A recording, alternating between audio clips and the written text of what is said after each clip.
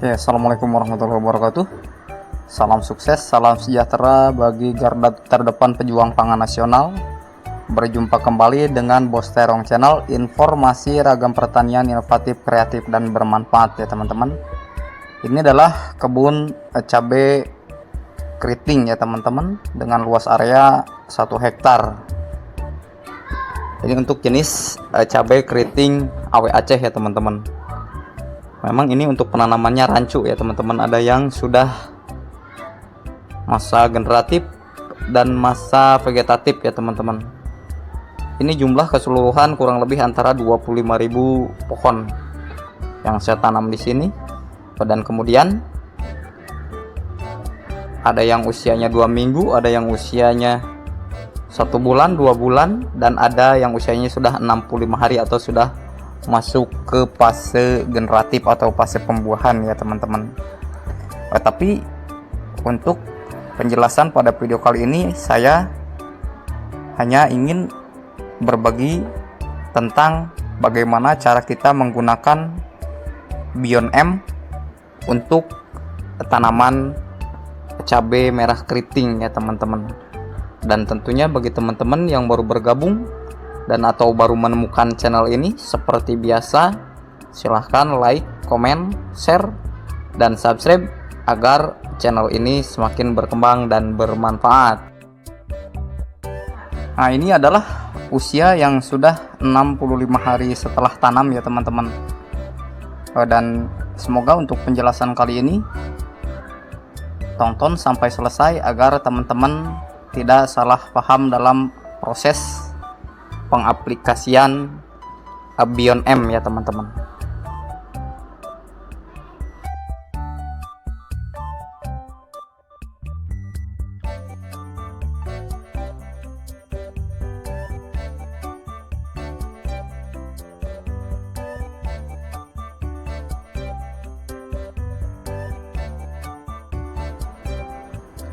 Beyond M 48WP adalah fungisida yang berupa campuran dari zat-zat pengaktif tanaman ya, yang bersifat sistemik dan kontak. Beyond M ini berbentuk tepung berwarna coklat kekuning-kuningan yang dapat disuspensikan untuk mengendalikan penyakit yang disebabkan oleh cendawan dan bakteri ya teman-teman.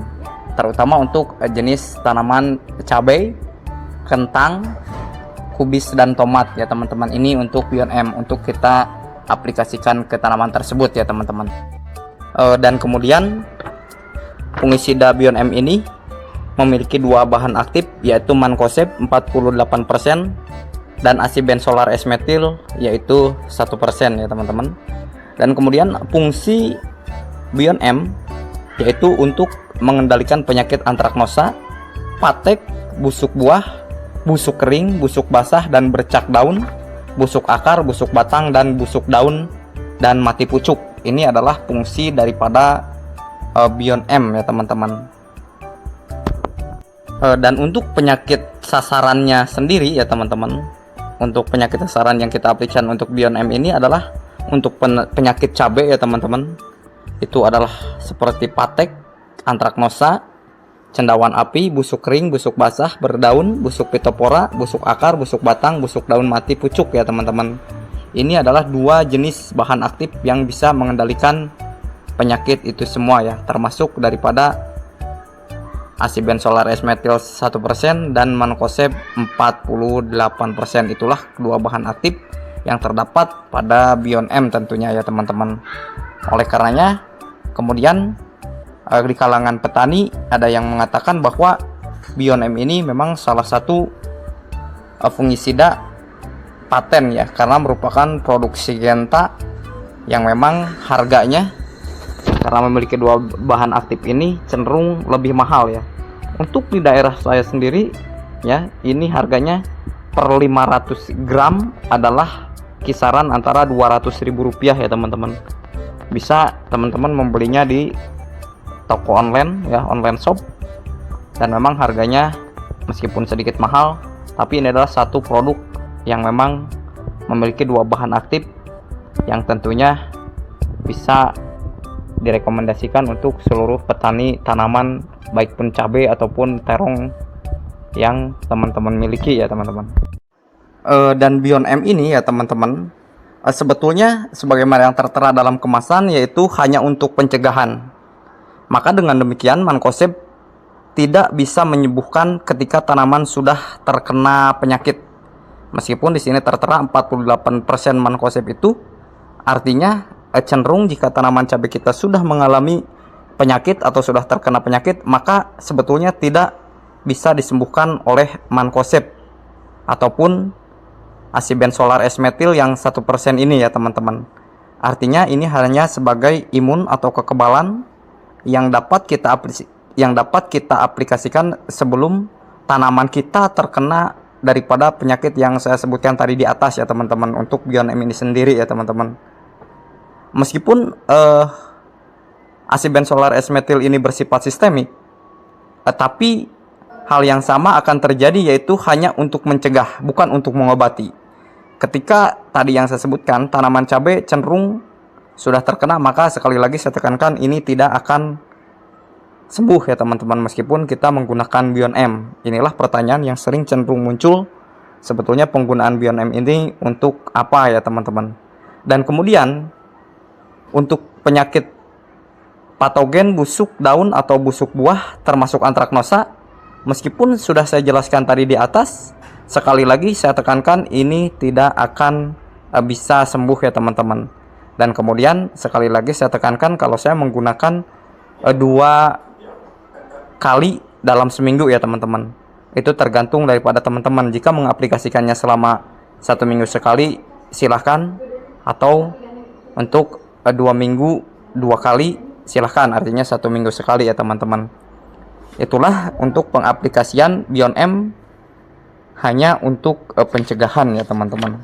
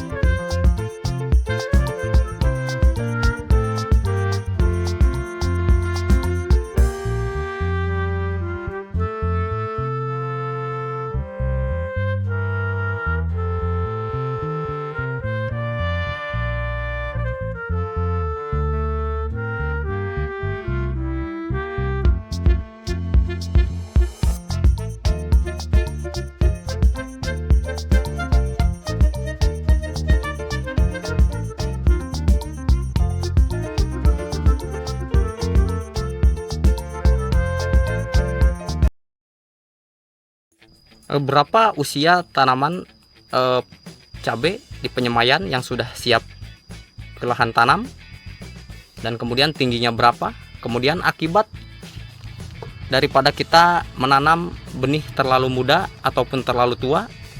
Simak terus videonya sampai selesai agar teman-teman paham bagaimana keuntungan dan kerugian yang akan kita peroleh ketika kita salah dalam proses penanaman pindah lahan dari penyemaian ke lahan tanam ya teman-teman. 1 bulan di penyemaian dengan polybag idealnya sudah siap pindah ke lubang tanam ya teman-teman, dengan catatan saat penyemaian seperti ini ya tidak mesti menggunakan pupuk kimia ya. Karena kenapa? Karena sudah terdapat unsur hara pada media semai, di mana saya menggunakan ini dia ya teman-teman, ini adalah molase ya. Jadi saya menggunakan molase dan N4 pada proses penyemaian, karena saya menggunakan kotoran ayam petelur ya yang difermentasi dengan molase dan M4 ya teman-teman. Dan pada media semai ini saya menggunakan sisa produksi dari jamur kancing ya teman-teman. Kemudian dicampur dengan kotoran ayam ya, dengan ketinggian kurang lebih antara 15 cm atau 17 cm. Ini sudah siap pindah ke lubang tanam ya teman-teman. Dan kemudian saya akan jelaskan sebab dan akibat daripada yang akan terjadi jika bibit cabai terlalu muda dipindah ke lahan tanam, bahkan mungkin jika terlalu tua ya teman-teman, terlalu tua dipindah ke lahan tanam di lahan ya teman-teman. Tapi bagi teman-teman yang baru bergabung atau baru menemukan channel ini, sebelum saya menjelaskan sebab dan akibat daripada proses kesalahan kita dalam pemindahan bibit ke lubang tanam, seperti biasa silahkan like, comment, share, dan subscribe agar channel ini tentunya semakin berkembang dan bermanfaat khususnya untuk petani cabai di seluruh Nusantara ya teman-teman.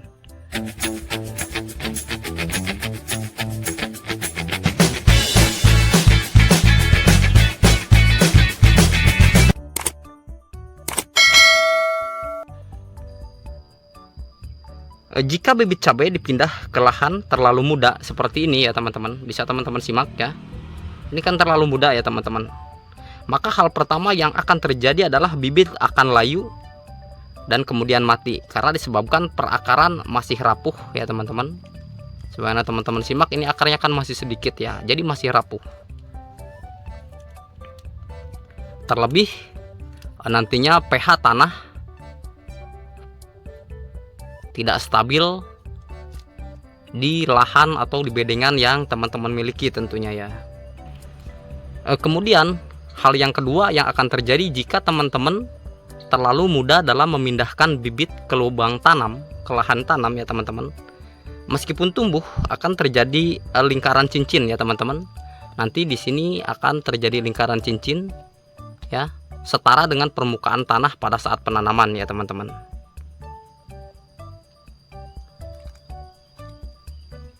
Dan kemudian yang ketiga, hal yang akan terjadi ketika teman-teman pindah bibit dengan usia yang terlalu muda adalah bibit cabai yang terlalu muda ditanam ke lahan itu akan cenderung lebih riskan dan imunitas kekebalan terhadap berbagai hama dan penyakit terutama ini yang akan terjadi nantinya adalah busuk batang ya teman-teman. Itulah kerugian yang akan terjadi ketika kita terlalu mudah dalam proses pemindahan bibit cabai ke lahan tanam yang akan terjadi ya teman-teman. Dan kemudian apa yang akan terjadi ketika kita melakukan penanaman bibit cabai di usia yang terlalu tua ya teman-teman. Simak terus videonya sampai selesai agar teman-teman tentunya tidak salah paham, tidak salah kaprah dalam proses pemahaman cara pemindahan bibit cabai ke lahan tanam yang baik dan benar tentunya ya teman-teman. Sebagaimana teman-teman simak, ini adalah pembenihan yang saya miliki ya teman-teman. Ini adalah penyemaian yang saya miliki. Biasanya saya mengirim benih sampai 10.000 atau 20.000 pohon ya ke para petani. Tapi karena memang di wilayah saya sekarang adalah terjadi kemarau panjang ya, dimana memang lahan saya pun di sini yang sudah siap tanam atau sudah selesai pengerjaannya, ini tidak saya tanam ya teman-teman.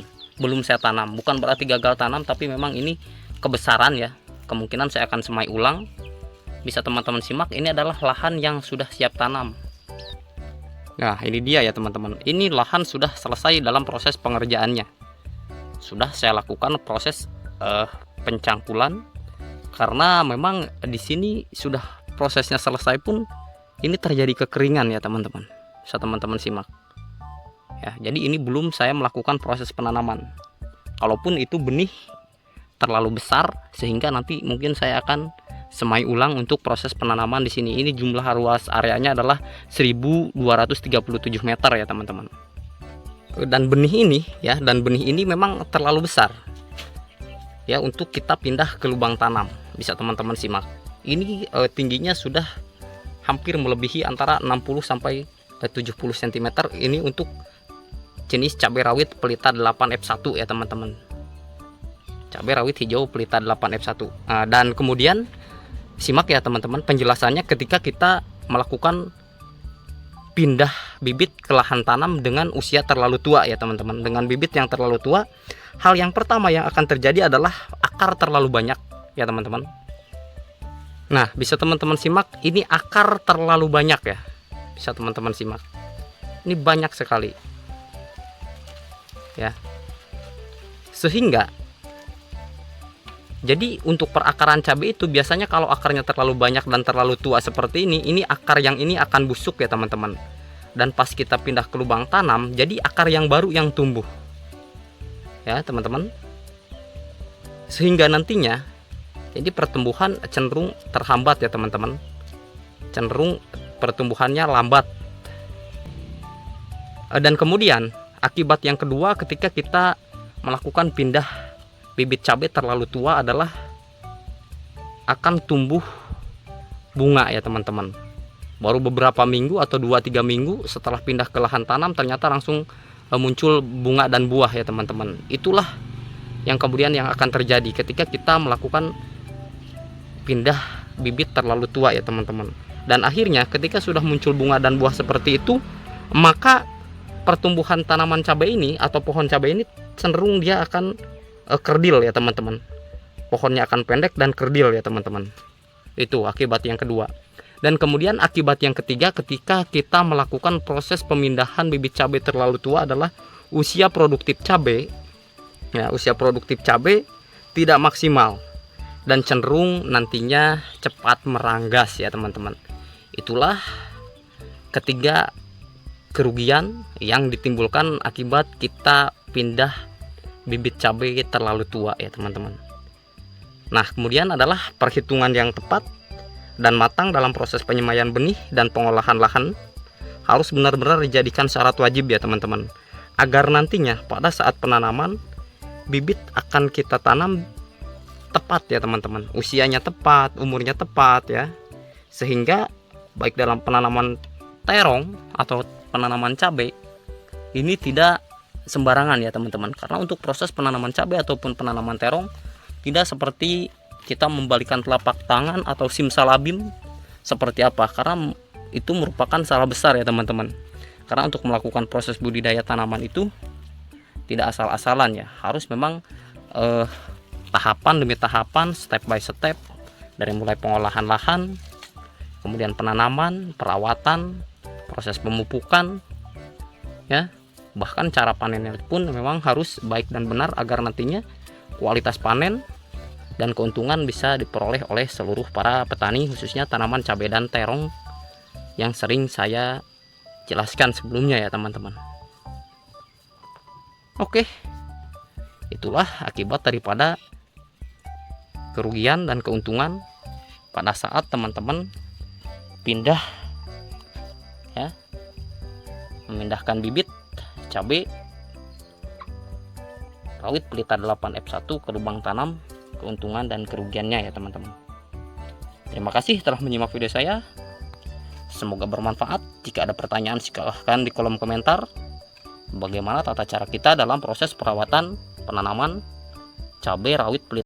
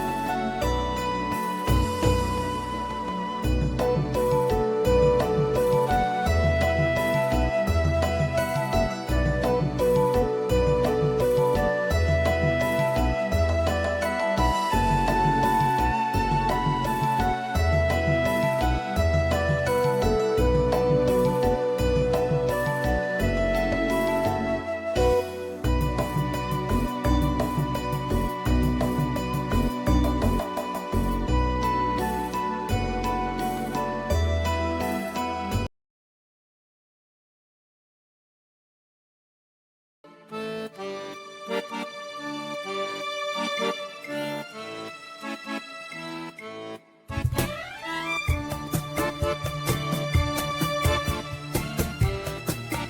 lubangnya baru kita tutup seperti ini ya, intinya seperti ini ya.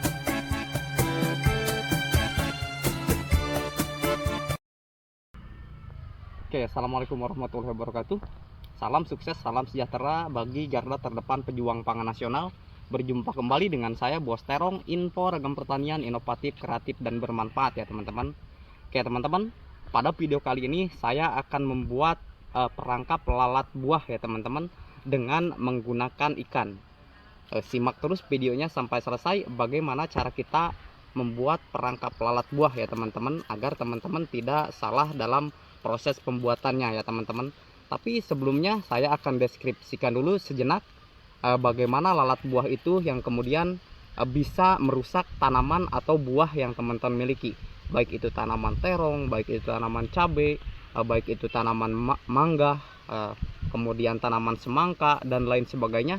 Memang lalat buah ini adalah salah satu hama yang cenderung sangat riskan sekali menyerang berbagai macam tanaman ya teman-teman. Oleh karenanya meskipun teman-teman menggunakan obat spray atau insektisida dan lain sebagainya untuk membasmi lalat buah, tentunya lalat buah akan sangat susah sekali untuk ditanggulangi.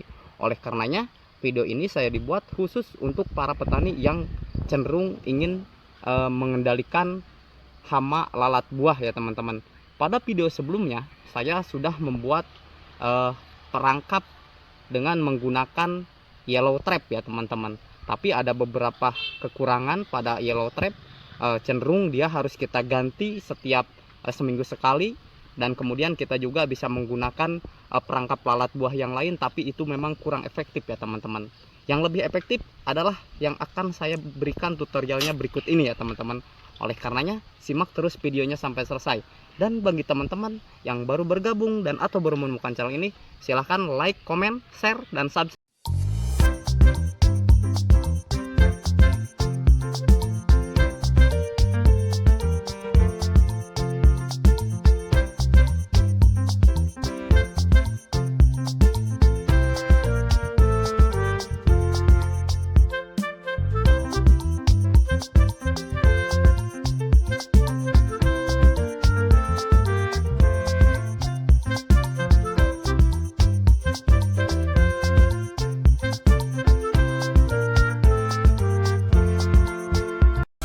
Dan kemudian bahannya apa-apa saja.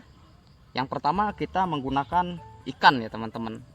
Ini adalah ikan untuk perangkap lalat buahnya ya teman-teman. Ini ikannya masih hidup dan saya menggunakan ikan cana ya teman-teman. Bisa teman-teman simak ya. Ini ikan cana ya. Dan kemudian bahan yang kedua ya, kita menggunakan ini dia ya teman-teman. Ini adalah pot bunga dari warna kuning ya. Karena sebagaimana yang kita ketahui, warna kuning adalah warna yang sangat disukai sekali oleh lalat buah.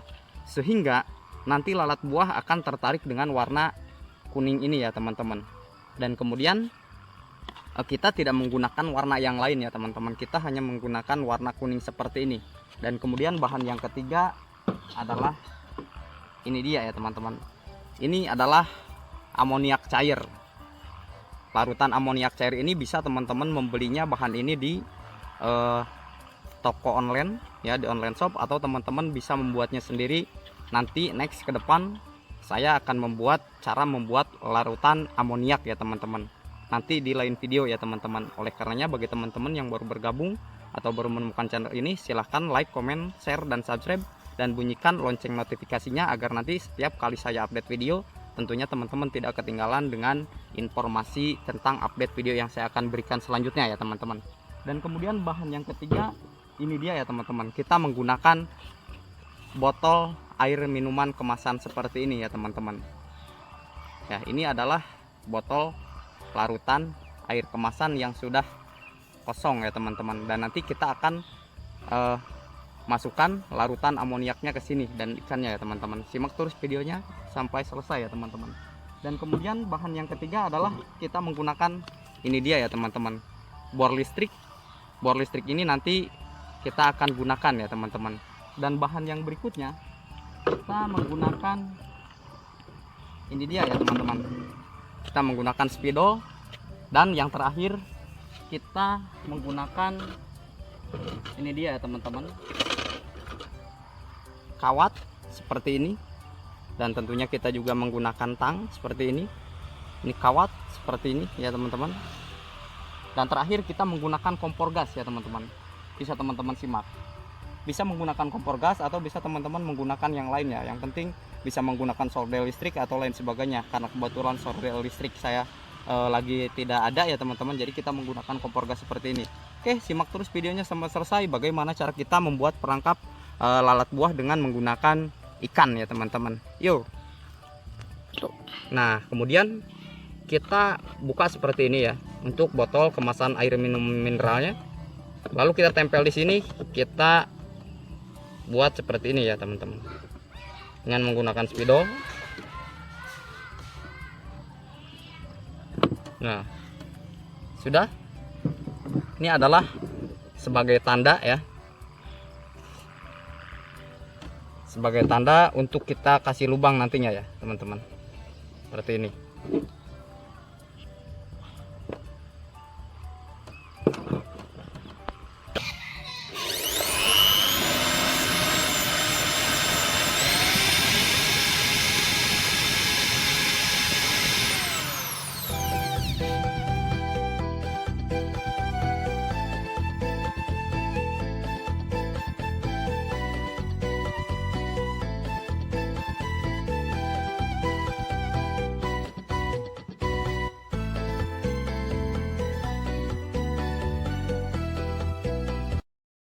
Nah, kemudian ini kita setelah dilubangi seperti ini ya, kita langsung masukkan sini ya teman-teman.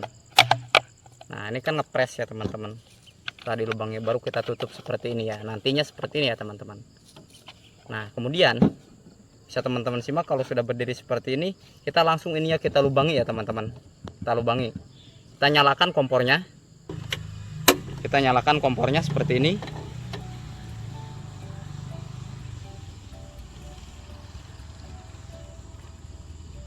Lalu kita bakar ya teman-teman kawatnya.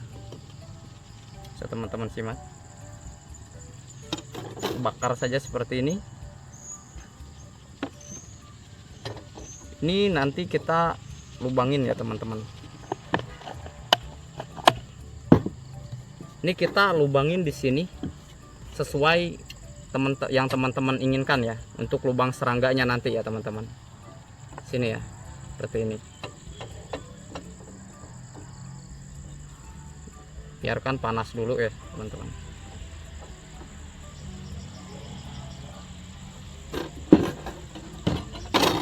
Dan ininya kita bolongin ya teman-teman, seperti ini.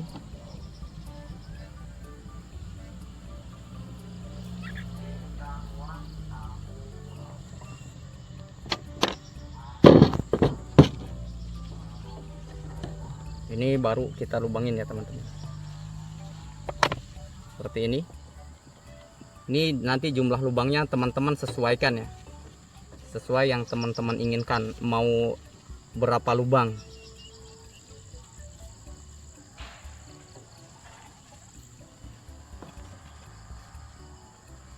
Bisa menggunakan 4 lubang atau berapa lubang. Jadi lubang yang ini ya teman-teman, ini adalah seukuran serangga ya, seukuran tubuh serangga, sehingga nanti dia masuk ke sini ya teman-teman. Seperti ini. Ini baru berapa? Baru 4 ya teman-teman. Nah, kita buat 6 saja ya. Kita buat 6 seperti ini.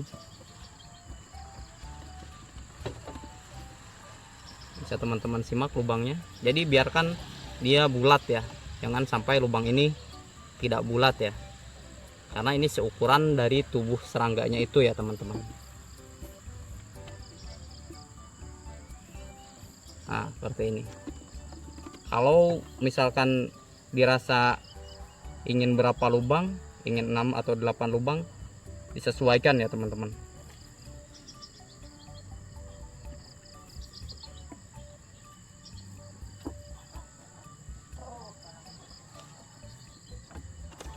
Oke. 3. Nah, jika sudah seperti ini ya, sudah kita beri lubang, barulah kita masukkan cairan amoniaknya ya teman-teman. Seperti ini. Kita masukkan cairan amoniaknya. Ini cairan amoniak kita masukkan ya teman-teman. Dan nanti ke depan saya akan membuatkan tutorial bagaimana cara kita membuat larutan amoniak ya teman-teman. Ini banding 1 ya teman-teman. Jika amoniaknya teman-teman menggunakan 100 ml, maka air putihnya teman-teman bisa menggunakan 200 ml ya teman-teman. Jadi 1:2, atau 1 gelas amoniak 2 gelas air putih ya teman-teman. Seperti itu perbandingannya. Kita masukkan seperti ini.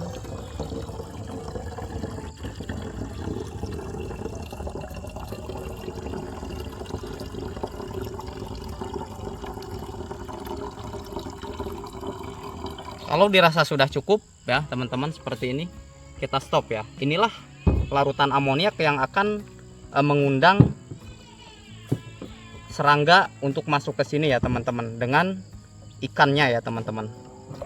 Nanti akan memiliki bau yang khas, sehingga nanti serangga akan berterbangan datang ke sini ya teman-teman.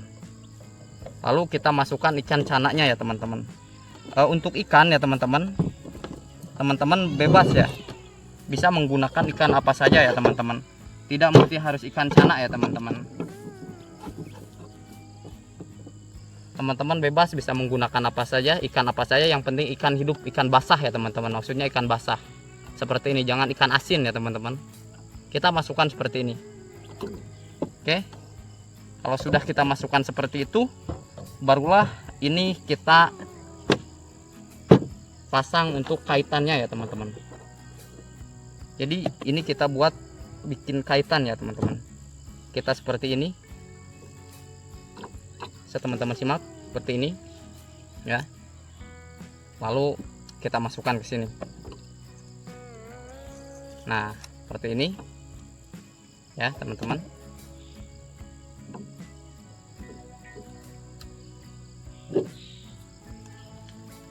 Seperti ini. Ini adalah untuk menggantungkannya nanti ya teman-teman. Ini bisa teman-teman gantung sesuai dengan nanti kondisi dimana teman-teman ingin mengaplikasikannya ya teman-teman. Seperti ini. Kita masukkan seperti ini. Ingat ngepres ya teman-teman. Baru ini kita masukkan ke sini. Kita putar seperti ini. Ya.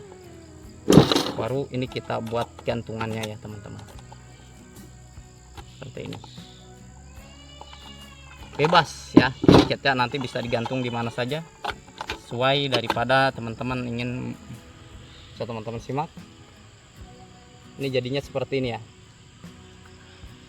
Ini nanti bisa teman-teman gantung dimanapun teman-teman suka mau ya. Oke, terima kasih telah menyimak video saya dalam proses pembuatan perangkap lalat buah dengan menggunakan ikan ya teman-teman. Terima kasih. Kurang lebihnya mohon maaf. Akhir kata, assalamualaikum warahmatullahi taala wabarakatuh.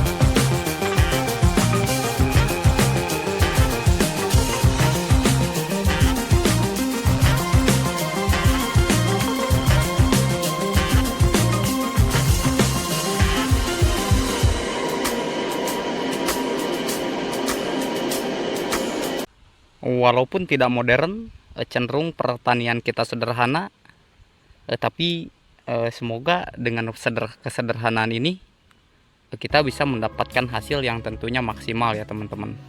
Karena kalau memang untuk di pertanian di luar negeri sana, dengan segala kemajuan teknologi dan perkembangan zaman yang luar biasa signifikan, sehingga pertanian di luar negeri memang cenderung lebih modern ya teman-teman. Tapi dengan demikian kita pun akan selalu dituntut untuk selalu berinovasi dan selalu kreatif untuk menjadikan tanaman kita meskipun sederhana, hasilnya tidak kalah daripada posisi pertanian modern ya teman-teman. Oke, baiklah teman-teman, pada video kali ini saya akan memasang perangkap lalat buah di kebun terong yang saya miliki ya teman-teman. Yang ini jumlahnya 3000 batang tanam ya teman-teman. Dan kemudian bagaimana caranya? Simak terus videonya sampai selesai ya teman-teman. Dan ini adalah perangkap lalat buah yang tempo hari saya bikin ya. Dan sekarang kita akan memasangkan atau mengaplikasikan di kebun terong yang kita miliki ya teman-teman. Dan untuk memasangnya ya teman-teman, sebetulnya untuk satu jenis atau satu buah perangkap lalat buah seperti ini, kita bisa memasangnya sesuai dengan area kebun terong yang kita miliki ya teman-teman. Artinya dalam radius 100 meter biasanya itu cenderung insting daripada lalat buah itu akan bisa mendeteksi dari mana atau daripada adanya perangkap lalat buah ini ya teman-teman. Jadi idealnya untuk 100 meter itu akan cenderung dapat menemukan perangkap lalat buah ya dengan insting mereka. Jadi untuk cara memasangnya ya teman-teman, pastikan kita ada di atas ya teman-teman, seperti ini, agar tampak kelihatan dari jauh seperti ini ya teman-teman. Jadi kalau seperti ini kan bisa teman-teman simak, dia akan kelihatan ya, akan menarik lalat buah untuk berdatangan ke perangkap yang kita pasang ya teman-teman. Bisa teman-teman simak seperti ini.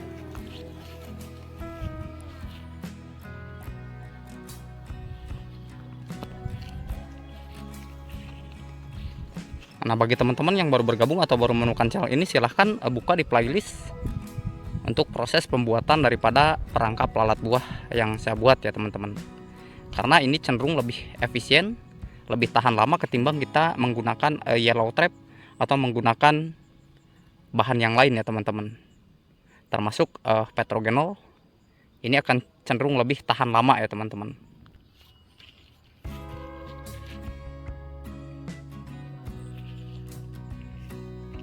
Ini usianya adalah 64 tambah 7 ya, 71 hari. Di posisi sudah 4 bulan ini kekeringan ya teman-teman. Ini selama 4 bulan tidak ada hujan sama sekali, tapi posisinya alhamdulillah masih segar seperti ini ya teman-teman. Inilah salah satu keuntungan daripada kita budidaya tanaman terong ya teman-teman.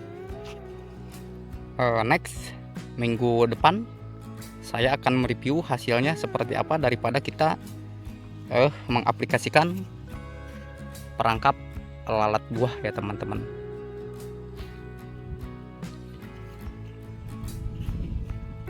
Jadi idealnya ya teman-teman, dari 1000 meter persegi ini, jadi kita pasang setiap pojok ya. Jadi per 500 meter itu kita harusnya pasang sekitar 5 ya. Jadi kita menggunakan 10 perangkap lalat buah agar lebih efisien tentunya ya teman-teman.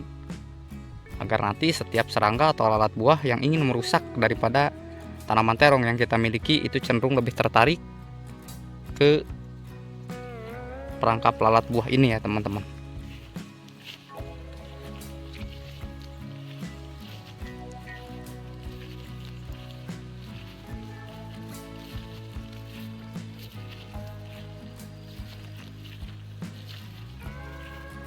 Dan next untuk ke depan saya akan membuat tutorial bagaimana cara kita membuat larutan amoniaknya ya teman-teman.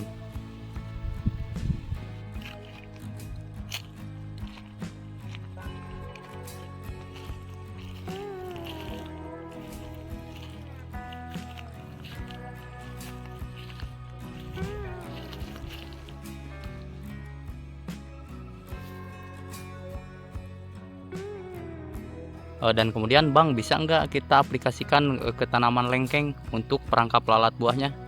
Jadi untuk perangkap lalat buah ya teman-teman, jadi perangkap lalat buah ini kita bisa aplikasikan di semua jenis tanaman buah ataupun hortikultura yang lainnya ya teman-teman. Jadi bebas kita mengaplikasikannya. Sebagaimana yang teman-teman simak, ini adalah tanaman lengkeng yang saya miliki ya. Memang sedang keadaan posisi berbuah seperti ini. Dan untuk memasang perangkap lalat buah, karena memang cenderung lebih efisien ya, kita tinggal menggantungkannya saja seperti ini ya teman-teman. Bisa teman-teman simak. Ini seperti ini, dia sudah ready, sudah siap. Dan nanti setiap lalat buah yang tentunya ingin menyerang atau ingin hinggap di tanaman lengkeng ini atau di buah lengkeng ini, nantinya cenderung lebih tertarik kepada perangkap lalat buah karena memiliki warna yang terang ya teman-teman, dan nanti masuk ke lubang ini ya teman-teman.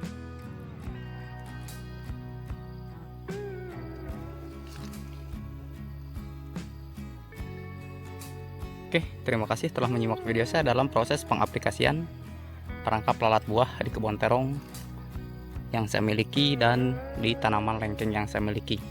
Semoga bermanfaat, kurang lebihnya mohon maaf. Akhir kata, assalamualaikum warahmatullahi wabarakatuh.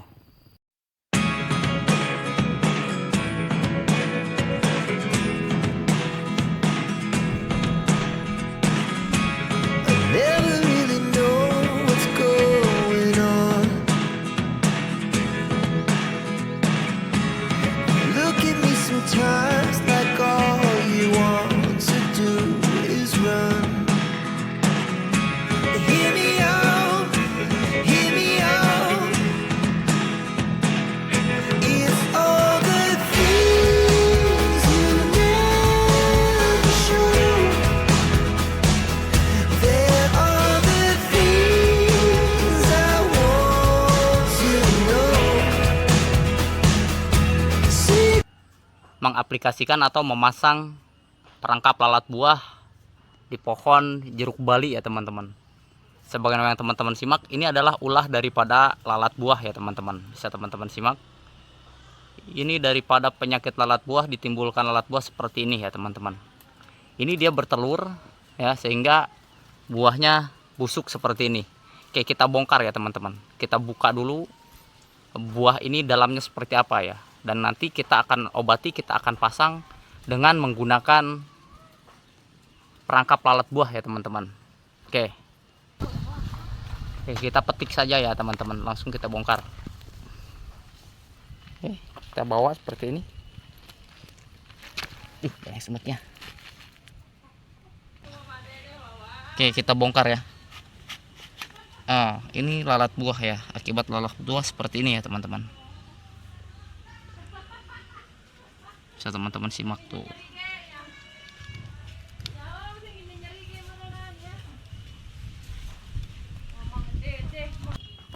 Nah, ini ulat lalat buah seperti ini ya teman-teman. Ini bisa teman-teman simak tuh. Ini jadi busuk seperti ini karena diakibatkan lalat buah ya teman-teman tuh. Nah, kemudian bagaimana cara memasangnya? Yuk kita langsung pasang saja.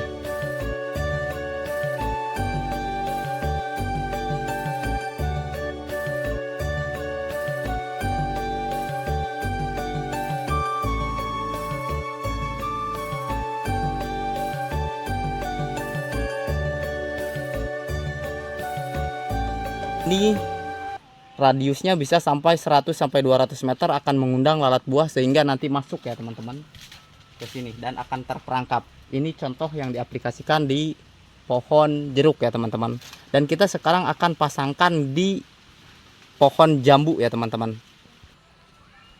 Ini adalah pohon jambunya ya teman-teman. Dan ini biasanya juga sama terserang lalat buah ya. Oleh karenanya kita pun akan langsung mengaplikasikan di pohon jambu yang kita miliki ya teman-teman. Ini pohon jambunya.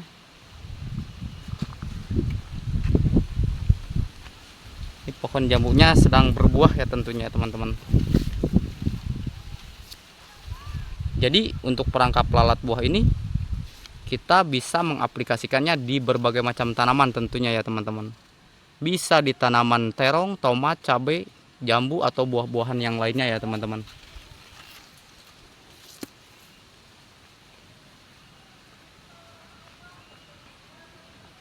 Ini untuk pohon jeruk baliknya ya teman-teman. Kita langsung bersebelahan sekali. Ini di rumah kakak ya. Ini pohon jambunya. Ini pohon jeruknya ya teman-teman.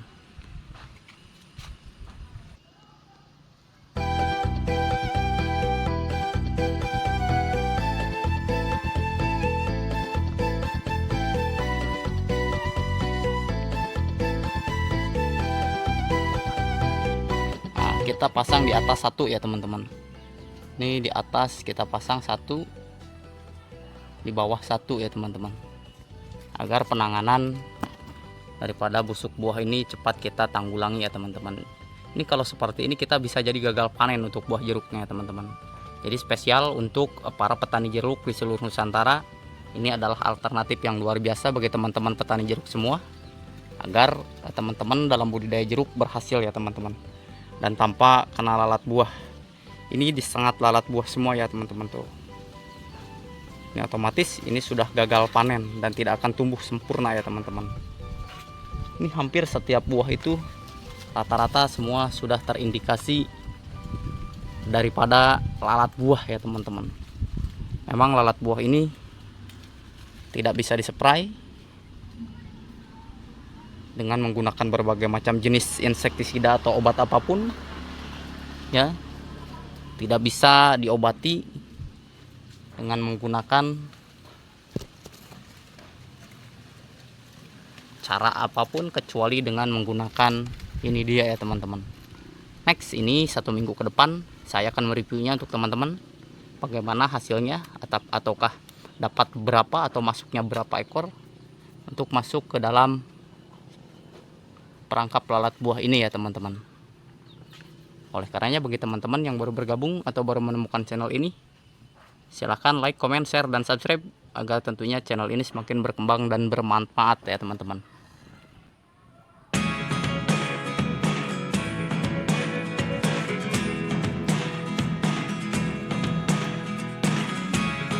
Never really know what's going on.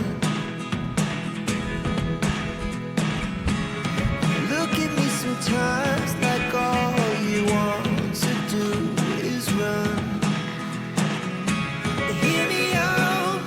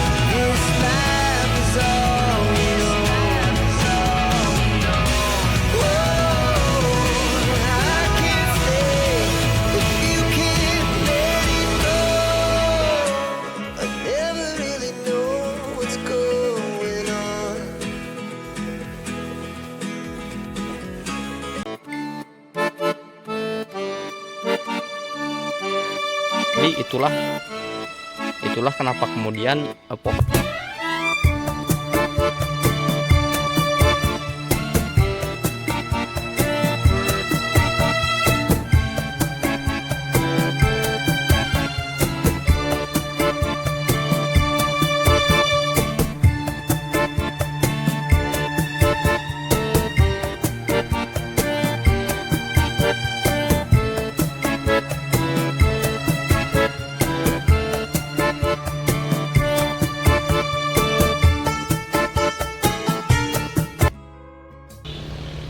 luar biasa lebat ya teman-teman. Ini bergerombol seperti ini. Ini sama, ini kuning mas ya teman-teman. Ini jenis kuning mas juga. Bisa teman-teman simak. Ini satu dahan udah tumbuh bunganya banyak banget ya teman-teman, sampai ujung sana.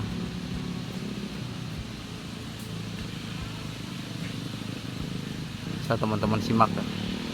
Ini usianya 7 tahun ya teman-teman. Ini belakang rumah.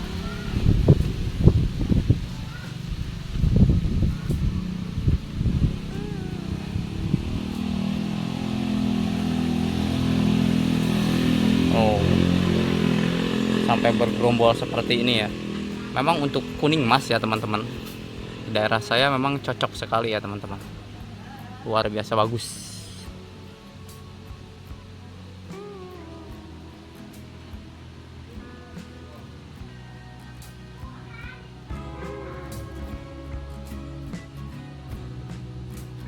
Ini pohonnya baru sebesar ini ya teman-teman. Ini pohonnya baru sebesar, diameternya kurang lebih 30 cm ya teman-teman. Tapi udah bunganya udah banyak, luar biasa. Oke, ini pohon durian kuning mas ya teman-teman. Ini usianya baru 5 tahun setelah tanam ya. Tapi karena memang sekarang ini musim kemarau, jadi dia sudah tumbuh bunga ya teman-teman. Bisa teman-teman simak. Ini bunganya ya. Dan kemungkinan ini tidak saya buahkan semua ya. Nanti ini hanya kita buahkan beberapa biji saja ya. Karena pun kalau kita buahkan semua ini tidak akan kuat ya. Kan pohonnya masih kecil ya teman-teman. Teman-teman simak. Ini tempo hari yang saya review pas kasih pemupukan itu ya teman-teman.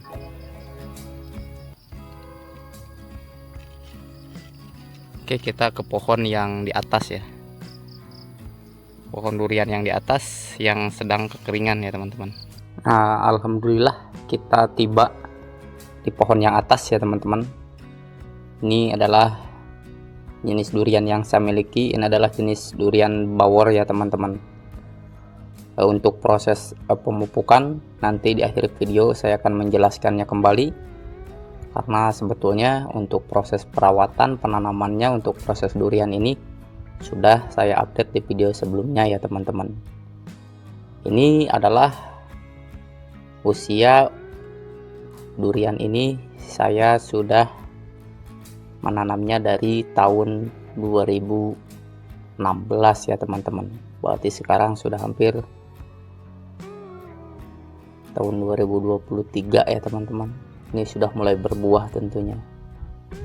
Dengan proses yang luar biasa sulit sekali untuk menjadikan buah durian seperti ini ya teman-teman. Jika salah-salah, maka ini dalam proses penanaman durian ini cenderung akan mati ya teman-teman. Ini saya tanam sekitar 30 pohon pun yang hidup adalah sekitar 20 pohon. Itu pun saya melakukan penyiangan, melakukan penyulaman dengan beberapa kali penyulaman ya teman-teman.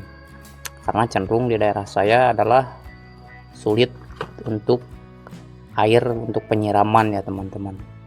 Sama seperti pohon terong yang di atasnya ini sama sedang kekeringan ya teman-teman.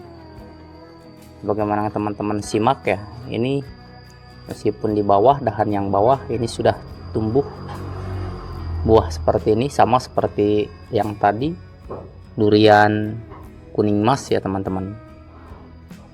Bisa teman-teman simak, saya membeli bibit per bibit untuk durian ini adalah harganya dulu hanya Rp65.000 ya sekarang.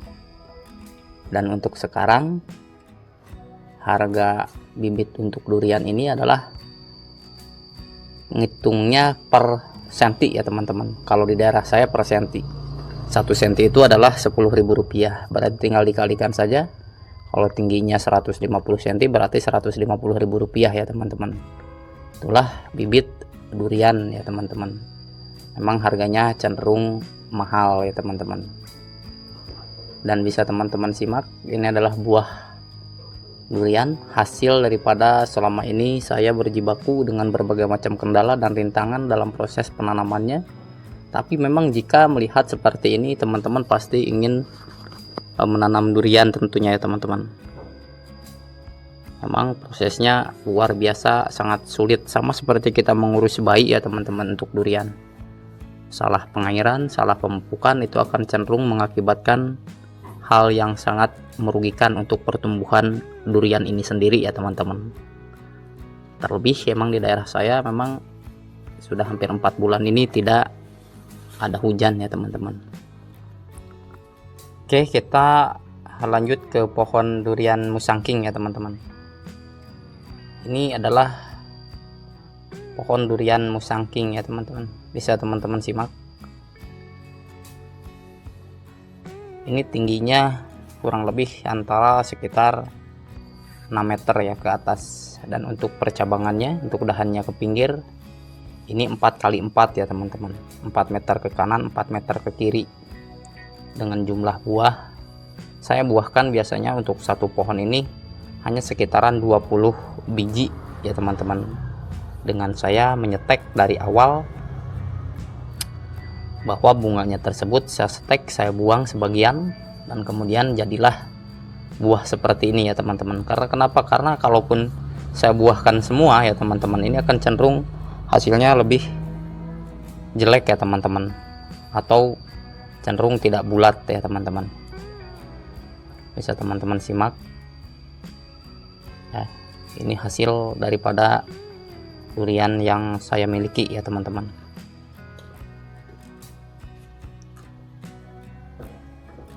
Untuk proses selengkapnya, untuk proses pemupukan durian, silahkan teman-teman buka di video saya sebelumnya ya teman-teman, bersama karyawan saya yang sedang melakukan pemupukan durian. Di situ sudah saya cantumkan merek ya untuk jenis duriannya ya teman-teman. Itu proses pemupukannya.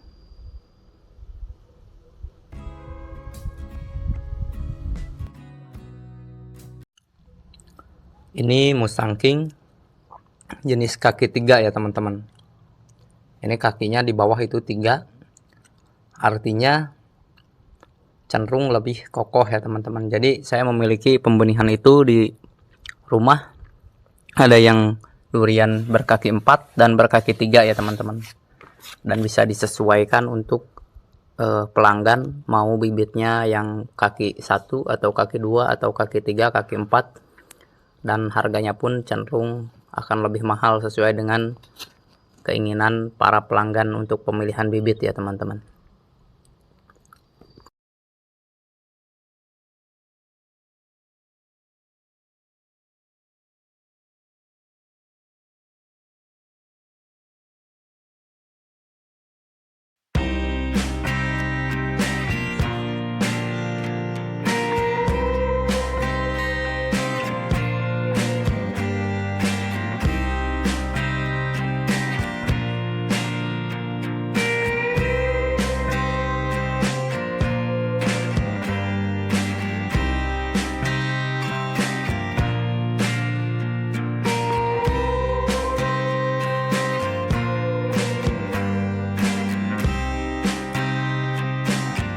Nah, kalau yang ini adalah jenis bawor ya teman-teman. Ini adalah durian saya, durian bawor. Memang pada saat ini sedang musim kemarau panjang luar biasa ya teman-teman. Udah hampir 4 bulan tidak ada hujan, dan ini sengaja saya kasih pohon pisang biar agak dingin di bawah ya teman-teman.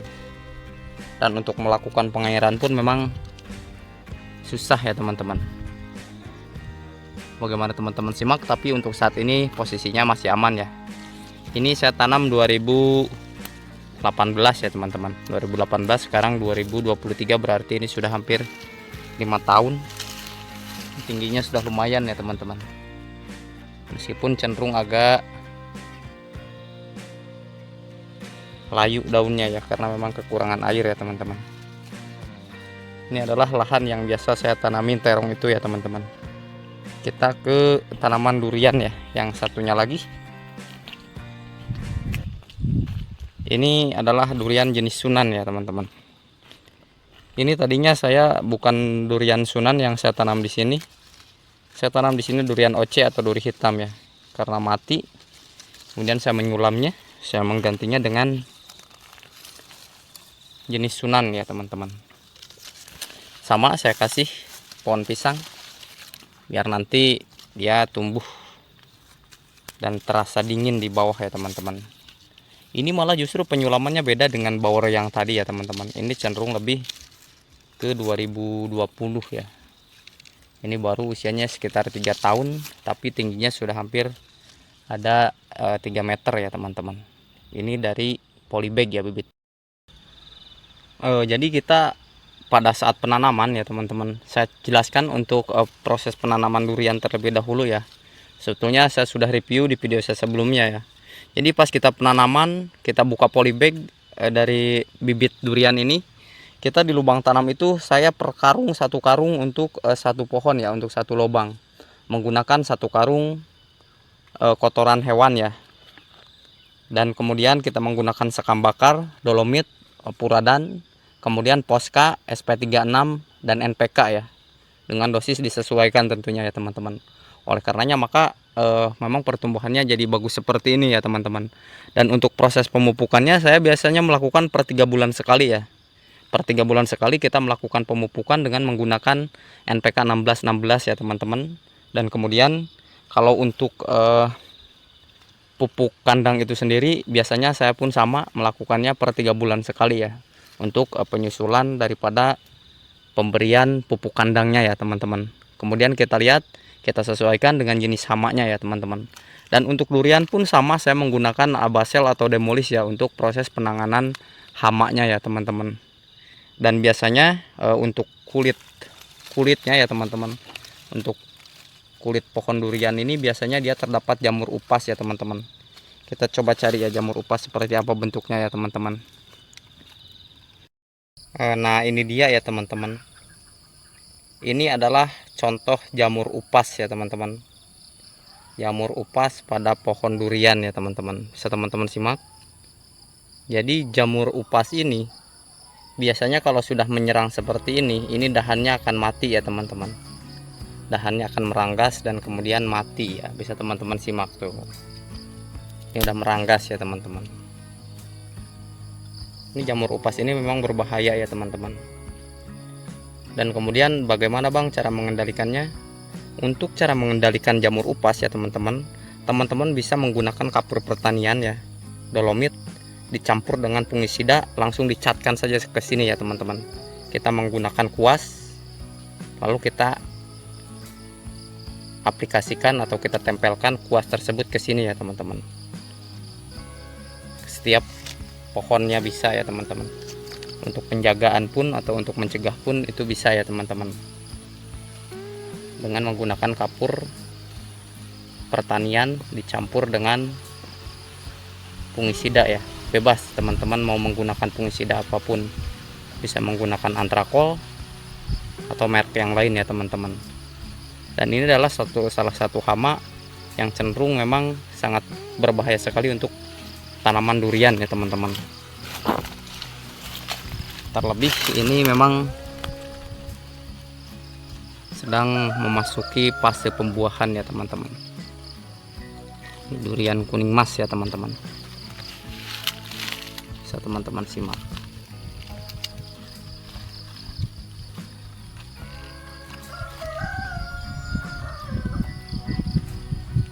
Jadi untuk di kebun terong memang sedang mengalami kekeringan, tapi untuk di kebun durian saya sedang mengalami fase pembungaan ya teman-teman. Itulah, memang ada kerugian dan ada keuntungan. Keuntungannya di terong kita kekeringan, tapi di durian kita sedang pembungaan ya teman-teman. Bisa teman-teman simak, ini satu dahan saja ini sudah sampai sana ya teman-teman tuh. Ini satu pohon sudah berbuah ya teman-teman. Ini sama dengan yang tadi ya, 5 tahun, tapi sudah mulai tumbuh bunga ya teman-teman. Bisa teman-teman simak. Polybag juga sama. Yuk kita ke durian yang satunya lagi, ke duri hitam ya teman-teman. Ini teman-teman simak, ini udah mulai meranggas ya teman-teman. Ini tadinya hijau royo-royo, bagus sekali daunnya, karena sekarang memang musim kemarau. Jadi seperti ini bentuknya ya teman-teman. Bisa teman-teman simak. Ini sama dengan yang tadi ya, 2018. Berarti ini udah hampir 5 tahun ya teman-teman. Udah tinggi.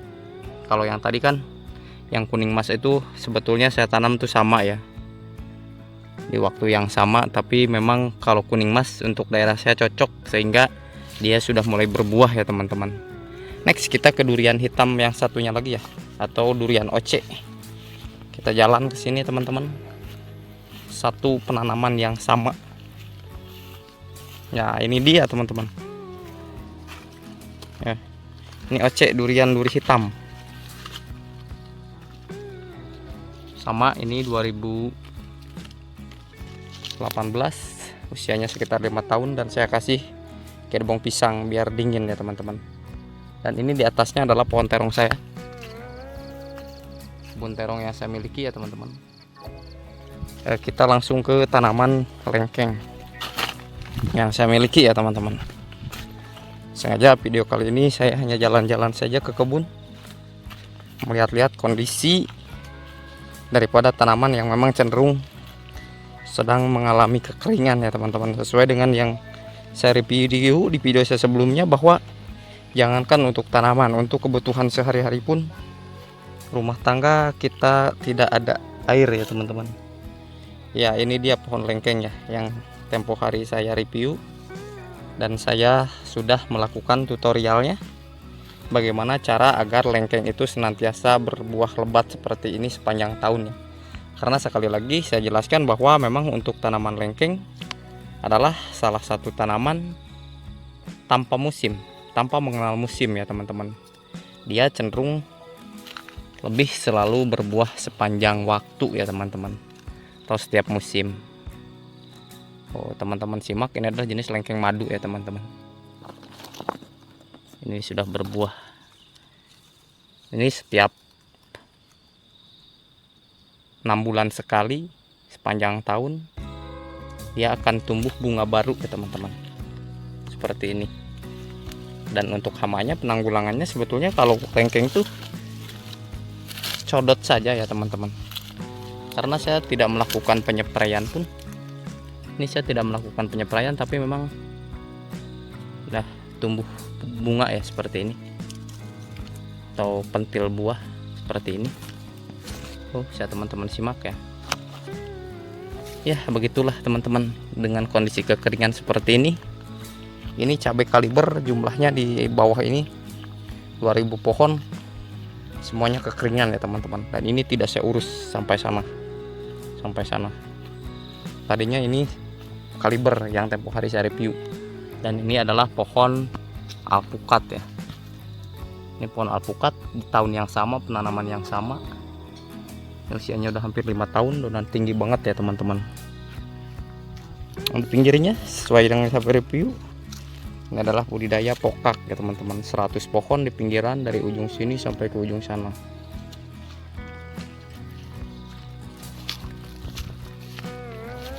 Oke, kita ke tanaman alpukat yang satunya ya teman-teman. Ini dia. Ini tanaman alpukatnya ya teman-teman. Ini hasil penyulaman. Ini alpukat mentega ya, atau alpukat yang sering Orang bilang ini alpukat aligator ya teman-teman.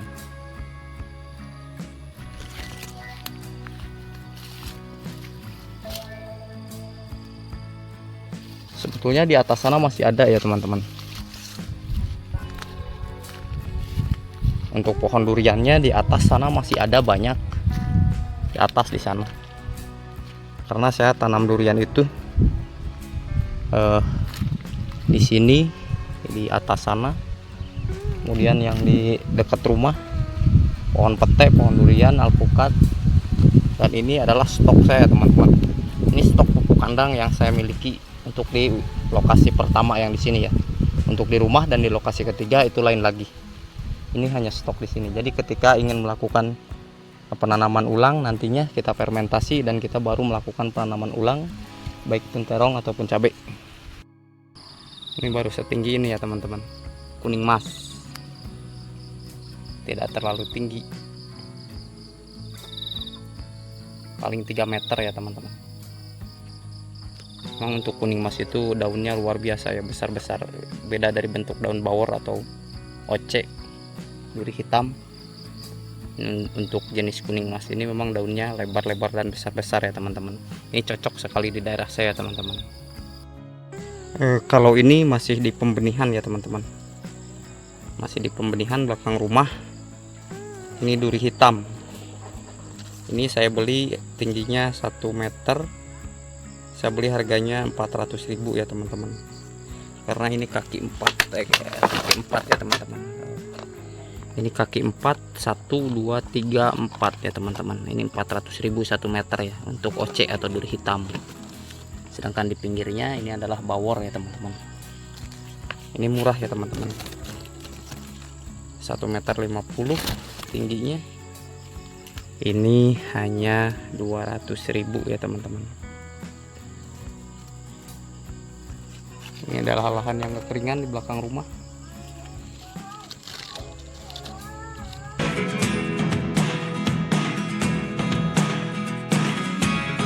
Never really know what's going on. Look at me sometimes like all you want to do is run.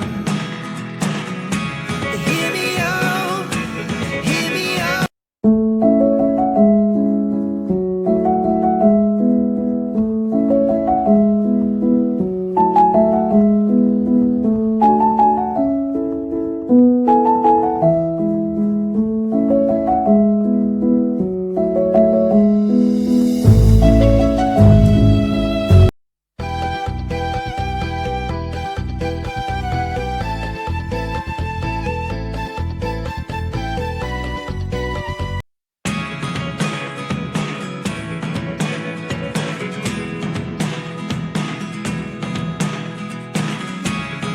Never really know what's going on.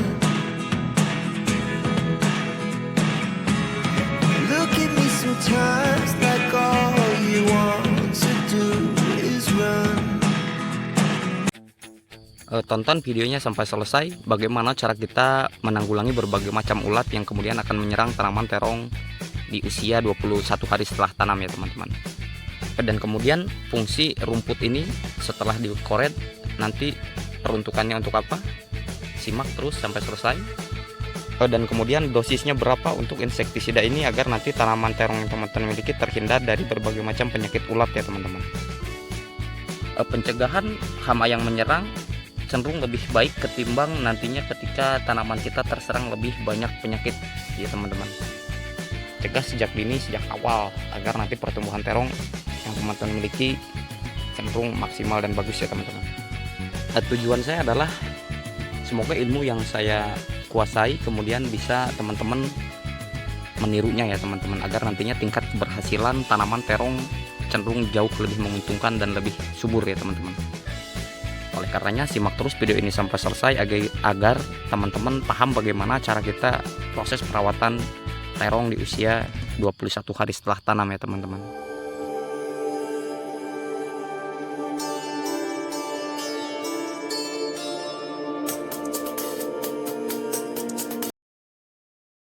Dan kemudian kembali hadir ya teman-teman, ini dia paketnya baru datang. Kemudian perawatan apa saja atau penyepraian yang akan kita lakukan pada fase terong usia 21 hari setelah tanam ya teman-teman. Ini sebagaimana teman-teman simak, ini kemarin kita sudah melakukan proses penugalan ya teman-teman. Dan sekarang kita akan melakukan penyepraian dengan bahan ini dia ya teman-teman. Paketnya ini sudah baru tiba ya. Bagaimana teman-teman simak, ini adalah harganya Rp34.000 ya teman-teman. Tujuan saya adalah memperkenalkan insektisida ini adalah agar nantinya teman-teman paham bagaimana cara kita untuk penanggulangan terhadap berbagai macam hama atau penyakit yang kemudian akan menyerang tanaman kita, tanaman terong kita pada usia posisi 21 hari setelah tanam ya teman-teman. Ini adalah insektisida Dangke ya teman-teman. Bagaimana teman-teman simak, Dangke 40 WP ini memang sudah terbukti, dan sekali lagi saya tekankan bahwa memang saya tidak terikat suatu produk apapun, tapi memang demi keberhasilan atau tingkat keberhasilan petani terong seluruh Nusantara. Oleh karenanya saya berbagi tentang penggunaan atau pengaplikasian terhadap insektisida Dangke ini ya teman-teman. Memang tujuan saya adalah setiap kali memposting video tentunya ingin memberikan manfaat yang terbaik buat teman-teman semua. Karena memang sesuai dengan pengalaman saya sendiri selama 6 tahun budidaya tanaman terong, berbagai macam kendala, berbagai macam penyakit atau hama yang cenderung sering terjadi kepada tanaman terong yang kita miliki sudah saya alami ya teman-teman. Dan kemudian saya melakukan pencegahan sejak dini, dan akhirnya memang untuk kualitas Dangke ini untuk pencegahan ulat ya, terutama nanti kan ulat itu ada ulat penggerek batang dan ulat penggerek daun, dan tentunya ada ulat yang lain yang kemudian akan menyerang tanaman terong yang kita miliki ya teman-teman. Oleh karenanya untuk insektisida Dangke ini memang cenderung dia lebih baik, lebih bagus ya teman-teman. Satu, memang secara ekonomis harganya murah. Yang kedua, memang secara kualitas insektisida Dangke ini cenderung saya rekomendasikan untuk teman-teman yang khususnya ingin membudidayakan tanaman terong atau pencegahan penyakit hama ulat ya teman-teman, terutama ulat girayak. Itu dia ya teman-teman. Dan kemudian sebagaimana teman-teman simak, ini cenderung pertumbuhannya memang bagus ya teman-teman. Dan artinya ketika kita melakukan penyepraian, itu pencegahan akan lebih bagus ya teman-teman, ketimbang nantinya teman-teman hama tersebut sudah menyerang tanaman yang kita miliki. Itu akan cenderung lebih sulit, dan dampaknya pun akan memang lebih sangat terasa ya. Mulai dari daun yang kemudian rusak, kemudian polong yang kemudian rusak ya, batang yang kemudian rusak oleh digigit hama ulat yang akan menyerang tanaman terong kita ya. Oleh karenanya pada video kali ini pun saya menjelaskan agar nantinya kualitas terong yang kita miliki, kualitas tanaman terong yang kita miliki cenderung lebih bagus ya teman-teman. Jadi ulat sasaran yang akan kita obati adalah ulat girayak ya teman-teman. Sebagaimana teman-teman simak, ini adalah ada gambarnya seperti ini. Ini adalah target ulat yang kemudian akan mati ketika memang kita mengaplikasikan insektisida Dangke ini ya teman-teman. Dan untuk dosisnya sendiri, untuk insektisida Dangke ini saya menggunakannya setiap 10 liter air saya mencampurkannya dengan 2 sendok makan. Terserah teman-teman ya. Kemudian kalau memang hama tersebut sudah di ambang batas, artinya memang hama yang menyerang tanaman terong teman-teman itu cenderung lebih dahsyat ya, lebih banyak hamanya, maka teman-teman bisa mengaplikasikan Dangke ini dengan dosis kelipatannya ya teman-teman. Jika saya menggunakan 3 sendok makan, mungkin kalau memang teman-teman terong yang dimiliki teman-teman itu ulatnya cenderung lebih banyak, maka silakan teman-teman menggunakannya sebanyak 3 sendok makan ya teman-teman. Artinya memang kalau hamanya banyak, maka dosisnya pun diperbanyak seperti itu ya teman-teman. Dan untuk pencegahan, teman-teman bisa mengaplikasikannya setiap 1 minggu sekali ya teman-teman. Rutin 1 minggu sekali, saya rasa itu sudah bagus ya teman-teman. Dan kemudian kenapa saya angkat ya ini rumput hasil pengoretan yang kemarin telah dikoret itu kan sudah kering seperti ini ya teman-teman. Kemudian saya angkat ke atas karena memang nanti untuk pertumbuhan rumput di bawahnya akan terhambat, dan ini nanti setelah dia membusuk, setelah rumput ini membusuk, cenderung dia akan menjadi pupuk itu sendiri, pupuk alami atau pupuk kompos ya. Oleh karenanya, jika teman-teman kemudian melakukan pengoretan, jangan sampai rumput ini terbuang percuma, dan nantinya setelah menjadi pupuk kompos, dia akan cenderung terserap unsur haranya oleh tanaman terong yang kita miliki, dan hasilnya pun nanti akan cenderung lebih subur ketimbang daripada kita membuang rumput kering yang hasil pengoretan itu sendiri ya teman-teman. Dan kemudian fungsi daripada rumput hasil sisa pengoretan ini juga dia berfungsi sebagai penahan daripada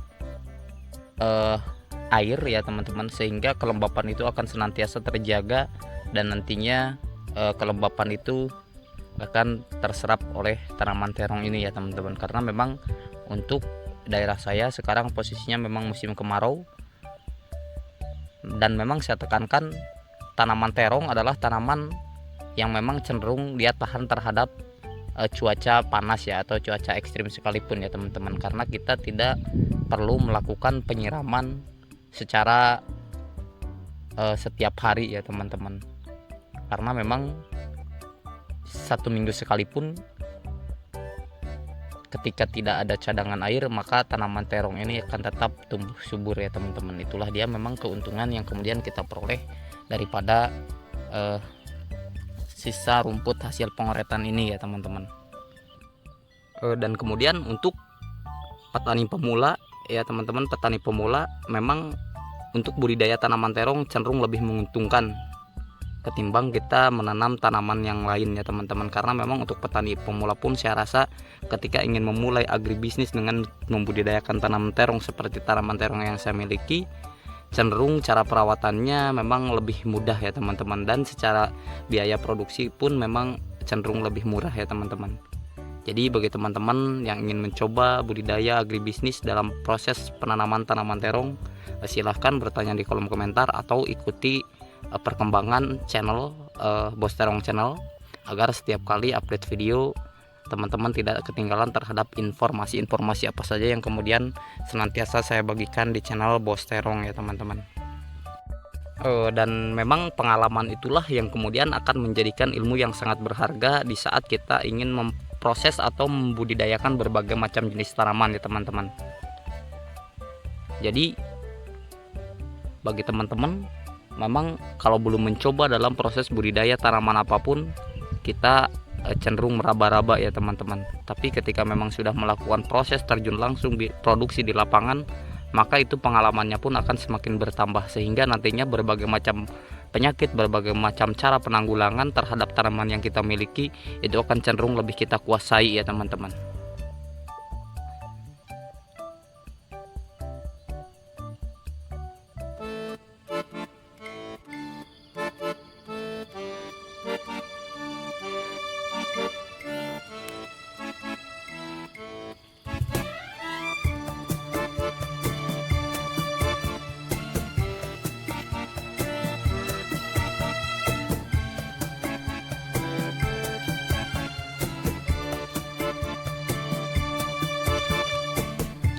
Oke, terima kasih telah menyimak video saya dalam proses pengaplikasian penyepraian terhadap tanaman terong yang kita miliki di usia 21 hari setelah tanam ya teman-teman.